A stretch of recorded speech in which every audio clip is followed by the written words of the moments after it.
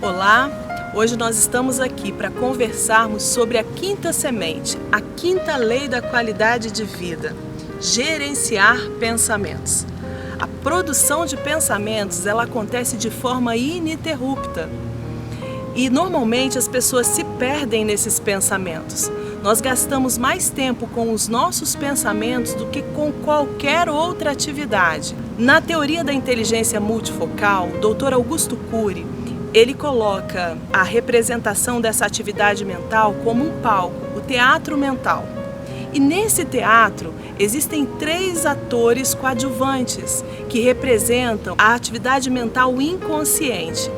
E um ator que deveria ser o principal se chama eu, que representa a nossa atividade mental consciente.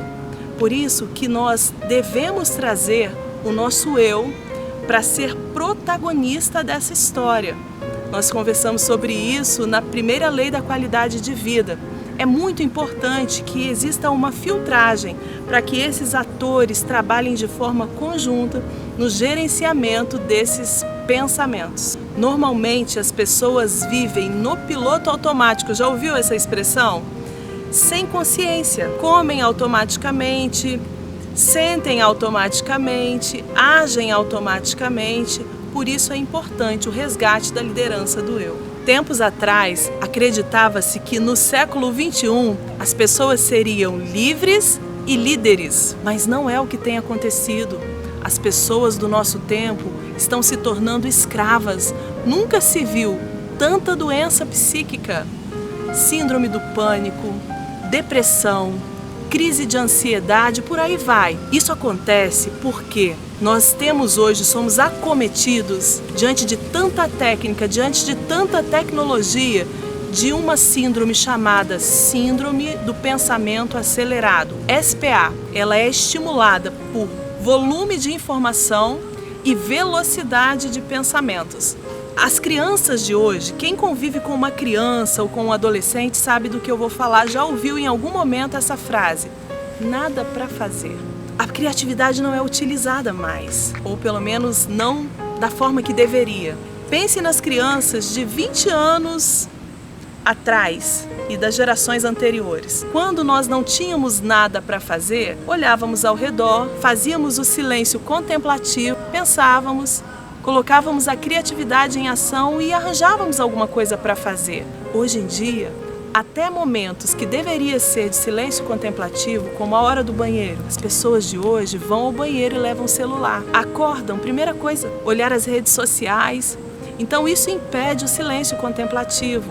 Na fila para um médico, por exemplo, anos atrás, silêncio contemplativo. Hoje, celular. Aceleração dos pensamentos, e isso traz a síndrome do pensamento acelerado. A técnica apresentada para gerenciamento dos pensamentos se chama DCD, baseada em 3 pilares da nossa sociedade. D, duvidar, uma pérola da filosofia. C, criticar, uma pérola da psicologia. E o outro D é determinar, uma pérola da área de recursos humanos. Vou explicar isso na prática. Alguns anos atrás, quando eu vivi um evento de injustiça na minha vida, eu me lembro que eu saía na rua, quando eu ia a algum lugar, eu ficava pensando, os pensamentos eram gerados. O que vão pensar de mim? Vão me achar uma boba.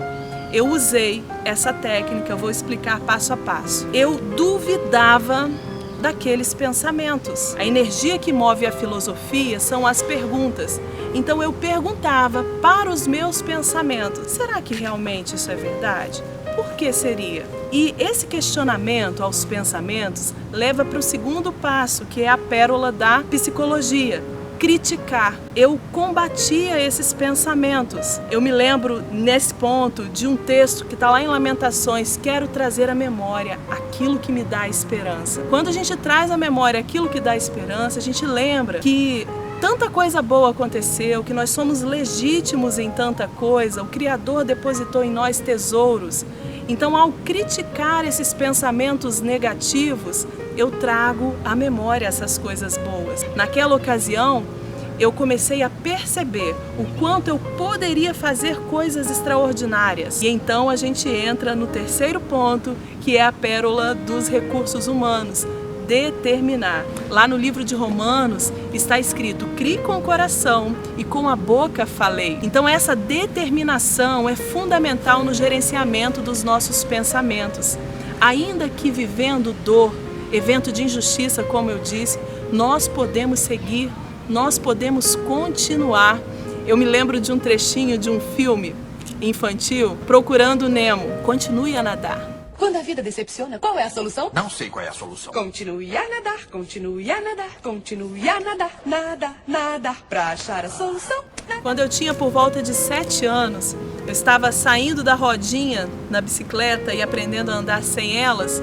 Meu pai estava me ajudando, segurava a garupa da bicicleta enquanto eu ia. Eu me sentia segura, eu sabia fazer, mas meu pai estava ali. Comecei a pegar uma velocidade, uma distância, de repente eu olho para trás e não vejo mais o meu pai. Ele tinha largado a bicicleta e eu estava sozinha. Aquilo me deu um medo, eu perdi o equilíbrio e caí. Comecei a chorar, machucada no chão. Meu pai correu, pensei que naquele momento ele me pegaria no colo. Naquele momento eu me tornaria vítima da situação.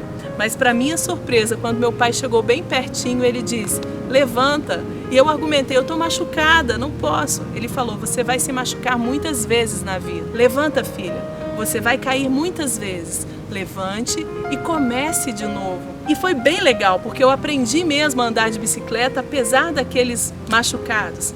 As feridas, elas cicatrizaram naquela ocasião da bicicleta e também em muitos eventos de injustiça que eu passei na minha vida. Doía muito no início, depois cicatrizava, deixava de doer. Muitas vezes as pessoas ficam tirando a casquinha do machucado, não deixam cicatrizar, se fazem de vítima e vivem aquela dor para o resto da vida. Nós não podemos parar por conta da dor. Naquele tempo que eu mencionei na minha vida, eu continuei, eu avancei, usando essa técnica, determinando coisas que eu colho hoje na minha vida, que eu vivi lá atrás. Eu me lembro que naquela ocasião eu usava uma música que me despertava todas as manhãs e eu declarava com a minha boca, eu cria com o meu coração e declarava com os meus lábios: eu sou o que a Bíblia diz que eu sou. Eu tenho o que a Bíblia diz que eu tenho. Eu vou onde a Bíblia diz que eu vou. Espírito Santo, vem sobre mim. Eu mencionei a minha história como exemplo, mas se você quer um modelo, olhe para Jesus, leia os evangelhos. Lá o mestre nos ensina passo a passo o que fazer. Jesus foi líder e livre. Ele foi líder do mundo interior e liderou o mundo exterior também. Ele aprendeu e ensinou. Aí você me pergunta, mas Jesus aprendeu? Sim, lá em Hebreus 5:8 está escrito que ele, embora sendo filho, ele aprendeu a obediência. Sabe como? Pelo muito que sofreu. E muitas vezes eu e você, ao ensinar nossos filhos, queremos poupá-los de dor. Aproveite a dor. Existe ensinamento, as maiores lições da nossa história podemos aprender nos momentos de dor. E Jesus aprendeu pelo muito que sofreu e ensinou os discípulos também.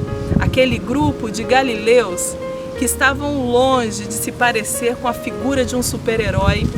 Eles eram homens incultos, ansiosos, com problemas comportamentais. E Jesus ensinou a eles. No início, diante de tanta dificuldade, muitas vezes os discípulos falharam, assim como nós. Mas no final da história, meu coração se enche quando eu começo a ler coisas extraordinárias que aconteceram com aqueles discípulos. Homens que falharam, erraram, se levantaram, aprenderam e seguiram impactando a sociedade naquele tempo e nos impactando até os dias de hoje. Se eles aprenderam, eu e você podemos aprender também. Tem chance pra gente.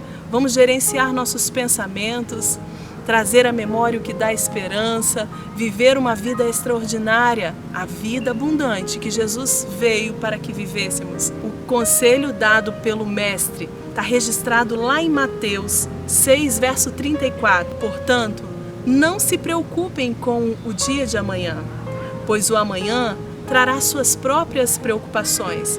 Basta a cada dia o seu próprio mal. Então nós podemos aquietar as águas dos nossos pensamentos, podemos viver tudo aquilo que Jesus disse que nós podemos viver.